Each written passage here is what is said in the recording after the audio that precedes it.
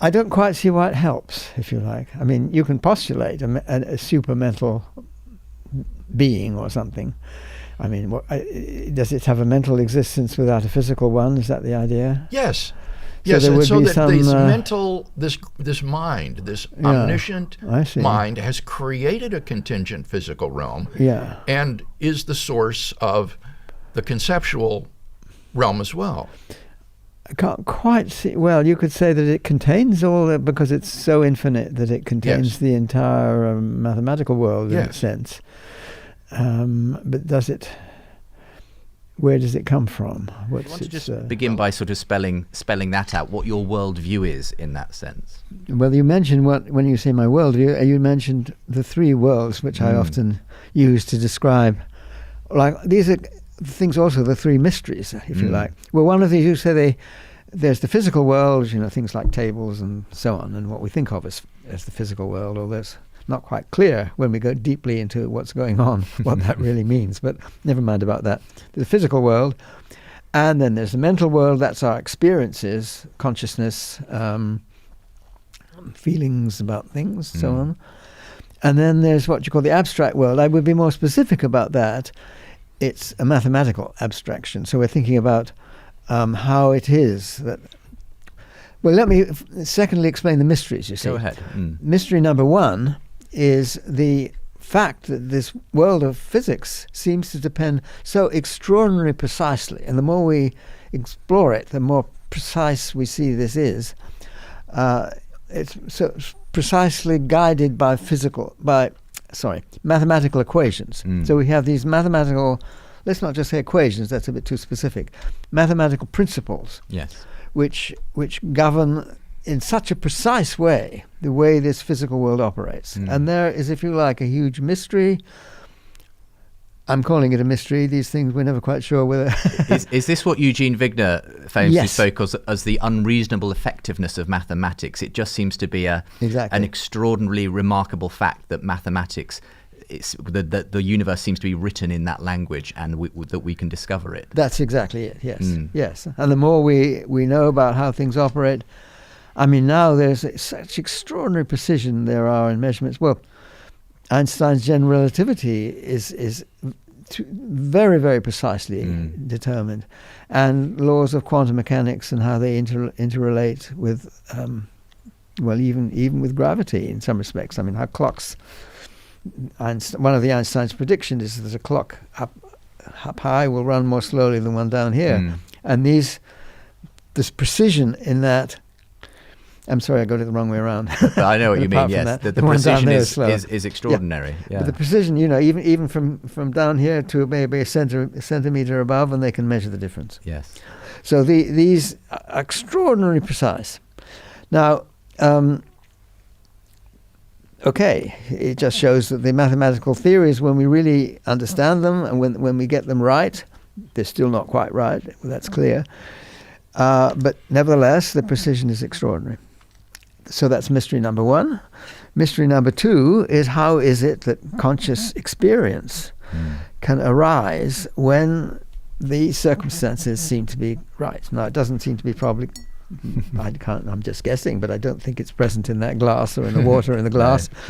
But nevertheless, it seems to come about certainly with human beings, and I think with other animals. I don't think it's unique to human beings. Certain brain structures somehow seem to give rise to this consciousness. And there is a genuine mystery, I think, and it's not just a matter of complicated computations. There's something much more subtle going on. So that's mystery number two. And mystery number three is our ability to use our conscious understanding to comprehend mathematics and these very extraordinary and self-consistent but deep ideas which are very far from our experiences. So that's how we comprehend mathematics, if you like. And in that sense, you believe that mathematics, for instance, is discovered rather than invented by us. In that sense, it exists independently of us. Yes, right. Yes. And one of those great mysteries, as you say, is the fact that we can access it. Seems itself a remarkable feat of reality. That's right, because it's so indirectly connected with our our existence and what, how we get along in the world, and how natural selection has helped us to survive and so on. It's really hard to see how these things come about from that. There's three big mysteries there to kick us off with. Bill, what's your response to some of these huge Well, areas? I want to say first and foremost that one of the most exciting things about Roger's thinking is this deep metaphysical vision of reality that he has.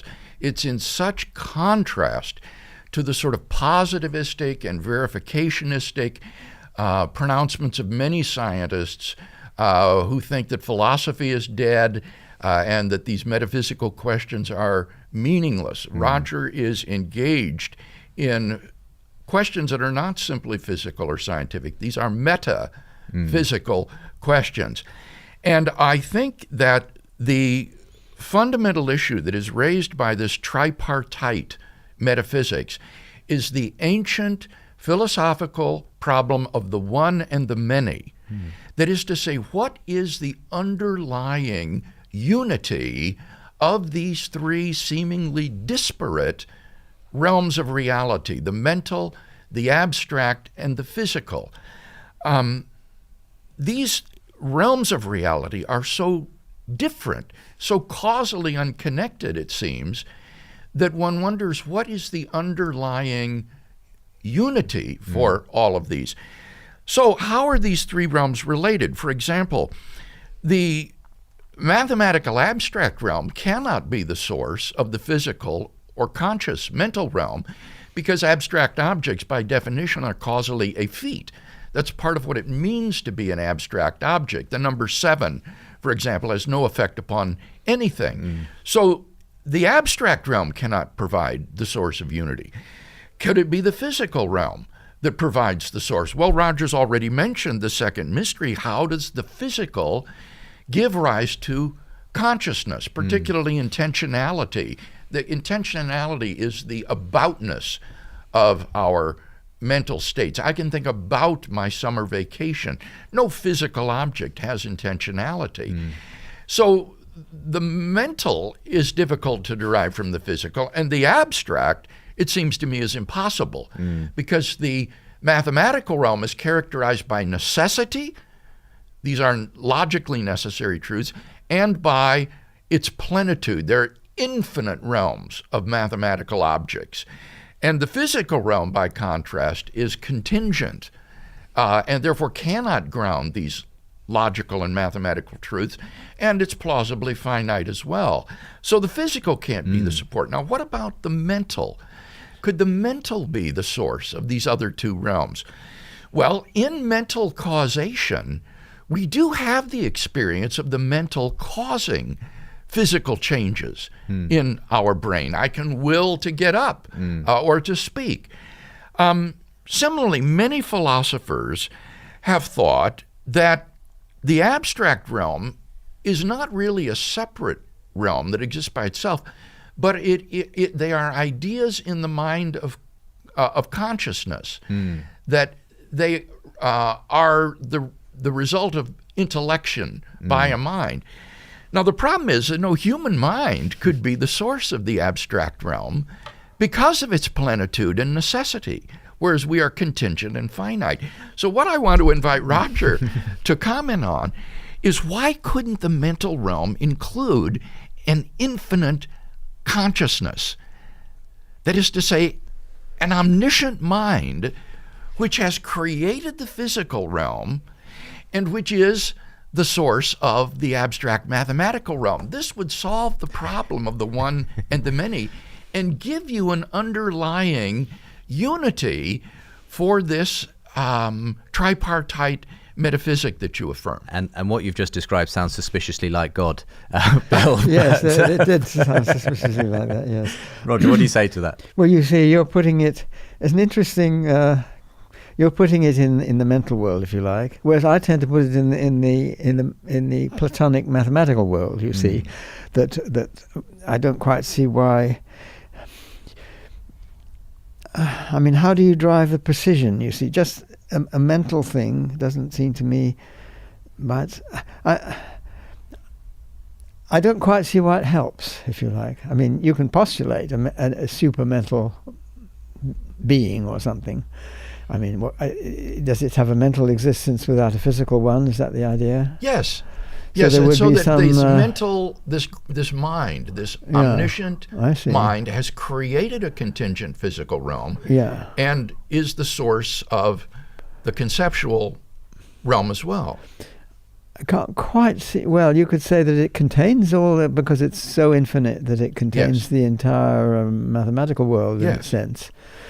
But where does it come from? What's its... Well, it would have to be metaphysically necessary in order to be the source of broadly logically necessary mathematical truths, and I would say other sorts of truths, ethical truths that are plausibly necessary.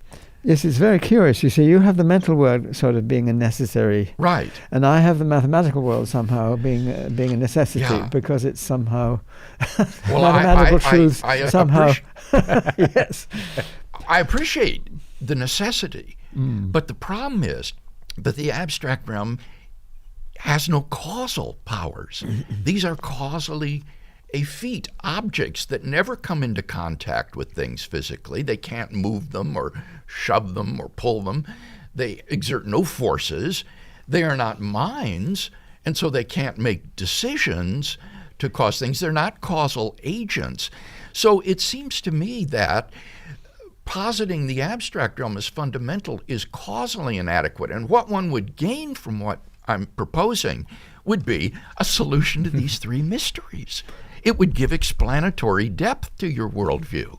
I don't quite see how it explains anything. I mean, does it... I mean, you're talking from a perspective of a religious person, and therefore one's thinking of this as somehow... I mean, specific religions are much more specific than right, and that's why I grimaced a bit when you said from a religious perspective. It's a philosophical perspective, but it isn't. No, I'm happier with that, because then, you see, this is what I have more trouble if one's trying to make it specific in certain directions as regards one religion or another. But if it's just such an abstract notion, it's not that I'm necessarily unhappy with it, except that I don't know what to do with it, because it's so vague. That's interesting. I think that's my trouble. I mean, just for my benefit, this abstract realm of mathematical objects and so on. Yes. You say it's there. It's a mystery why it's there. How it's there. No, I wasn't calling that the mystery. Yes. See, the mysteries are the connections. I like to draw this picture with the three worlds. You see, the worlds are there. The mysteries are the connections between the worlds. So mystery number one was how somehow out of a small part of this mathematical totality, we see physical laws, and it's only a very small part. I mean, you look at any old journal, pretty well mathematical journal, you see it's full of things. I'm talking about pure mathematics. It's full of things which certainly don't purport to have any connection whatsoever with the physical world. I mean, some of those seem to have, and it seems to be a very tiny part of that world, which has to do with the operation of the physical world. So that's one of the mysteries. And then the next mystery is why it is that a very small part of what we call the physical world, organized in just a very specific way, comes about very rarely. I mean, all these planets around, how many of them actually do we think has life of any sort in it? Conscious life? That's a huge question. Yeah. But anyway, whatever. It's a very tiny part of that which gives rise to mentality as far as we can see. And then it's a very tiny part of our mentality. I mean, even mathematicians don't spend their whole time thinking about mathematics. They have other activities which, they go to the movies sometimes. They have a love life, some of them at least. And so when Bill tries to solve that mystery by saying, well, what if there is an underlying explanation to it? It's all contained within a divine mind. It's putting the divine mind in one of these worlds, you see, which I find a little bit. Yeah. I find that a little bit. Not just asymmetrical. I just find it not very explanatory. Put it like why that. not? Why do you find that this doesn't? Well, you just say, oh, well, there is somehow a super mentality, and it can do anything. I don't know. I don't know. Well, that's I think I would need to have more of an explanation about exactly. Well, for example, take mystery number one, the yes. applicability of mathematics. I think this is a huge issue because on Platonism, you have this abstract, atemporal, non-spatial realm of causally effete objects, and the physical world happens to operate according to certain mathematical principles that you've described. And as Mary Lang, who is a philosopher of mathematics at the University of Liverpool, has said, on Platonism, the applicability of mathematics to the physical world is a happy coincidence, which just seems incredible. By contrast, we know that minds can design things. And the view that there is an omniscient mind who has designed the physical world on the mathematical blueprint that it had in mind is a very ancient perspective that goes back to Middle Platonism and people like Philo of Alexandria, who said that the intelligible world, the intelligible cosmos, exists first in the mind of the Logos, the divine intellect, and then is instantiated in the physical world by the Logos who creates the world on this blueprint. And that seems to me to be a good solution to the one and the many problem.